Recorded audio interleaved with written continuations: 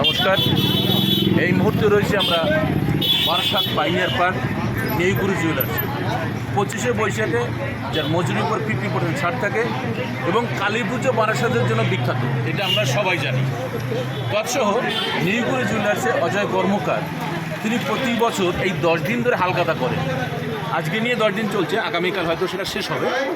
আর এই মুহূর্তে আমরা পেয়েছি এই ওয়ার্ডেরই প্রাক্তন কাউন্সিলর রত্নাদি আমাদের সঙ্গে রয়েছে। রত্নাদি, আপনি প্রতি বছর এই মামার এই জায়গাটা আপনি এখানে আসেন, এত কোলাহল। আপনি জানেন বারাসাত এখন একটা বিখ্যাত জায়গা।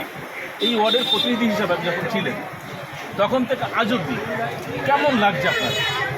আমার সত্যি খুব ভালো লাগে। সব থেকে বড় কথা হচ্ছে অজয়দার আন্তরিকতাটা আমার সব থেকে বেশি ভালো লাগে।